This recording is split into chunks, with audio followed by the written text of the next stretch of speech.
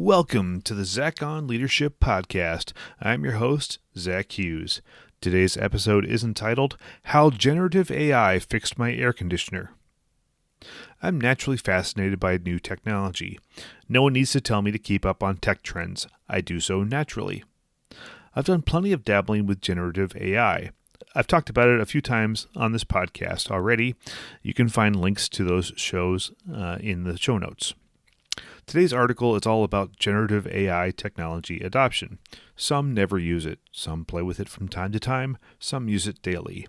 I'm in the latter category, but I recognize the barriers to entry. Simply put, generative AI isn't necessary. You can easily function without it, for now. But that very well may change. 30 years ago, people looked up phone numbers in the yellow pages. Everyone had a phone book sitting next to their phone in the kitchen. Fun fact, I had a job as a teenager delivering phone books.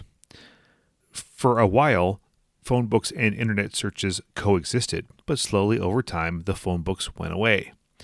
Now, if you don't know how to look up a phone number on the internet, you're out of luck. I recognize that generative AI is the tool of the future, and over time it will displace other ways of doing things. To demonstrate, I'll share a non-work example that I experienced this week. The air conditioner. This week it got nice and toasty in Minnesota. For our family, it meant it was time to fire up the central AC. However, when I flipped the switch to cool on the thermostat, nothing happened. Many of you would dial up your HVAC repair company after looking it up on the internet, not a phone book.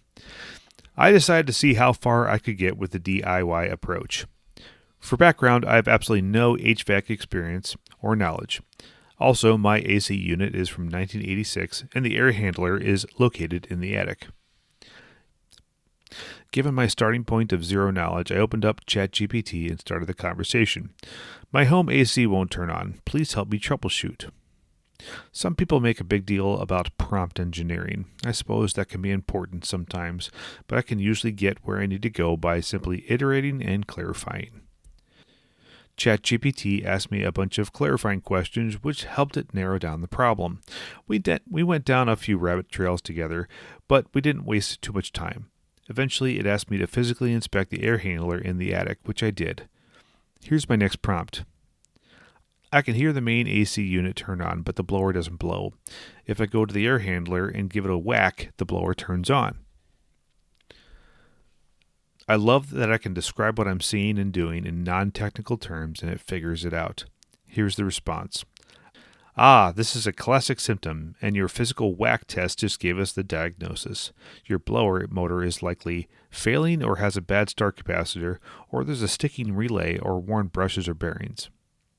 It elaborated, but it went on to recommend replacing the start capacitor as it was the cheapest and most likely. I ordered a replacement on Amazon for $11 and it arrived the next day. ChatGPT taught me how to locate, discharge, and safely install the replacement capacitor. Unfortunately for me, that didn't fix it. Days are going by at this point. Fortunately, the history of this thread is saved in my ChatGPT history, so even though I switched subjects and interacted with it on different subjects, I could always go back to this thread and pick up where I left off with no loss of context or progress. Interestingly, at this point, it told me that I needed to replace the blower motor. Since I had seen it spin up just fine after the whack and run continuously for hours, I doubted ChatGPT's advice, so I told it that I thought it was wrong. I find it odd that it diverted from its original diagnosis, but after my nudge, it self-corrected. Then it asked me to find the fan relay. It described it in detail, and I found it. It gave me some steps to take to diagnose whether it was failing or not. Based on our tests, ChatGPT concluded that the fan relay was the culprit. Another overnight Amazon order, this time $22. ChatGPT gave me the instructions to safely replace the relay. Then I crawled into the attic one last time and got it done. Success! Now I have a working central air unit that turns on and off as it should without me needing to crawl into the attic to give it a whack. So what's the big deal? Now that I've shared this tale, what's the point? Why is this impressive? Why is it preferable to the old-fashioned way? Before I used ChatGPT for DIY repair help, I used to visit YouTube and online forums. YouTube can be great if you happen to find a video that someone made with your exact issue. Often it's not directly applicable. Even if it is, sometimes they are lengthy and hard to follow. I've wasted a lot of time previewing irrelevant videos in the past. Of course, the person who made the video isn't sitting at his computer ready and waiting to answer my every question. So you end up feeling like you're alone. Similarly, online forums can be great if you find the exact match, but if you have a general question or if you don't even know how to exactly phrase what's going on, you're going to be out of luck. Best case, you'll be dealing with very slow human volunteers for help. This all started with my home AC won't turn on. I didn't know about star capacitors or fan relays. I still don't know much about HVAC. I only know what ChatGPT taught me in the specific context of a troubleshooting session. That's my point.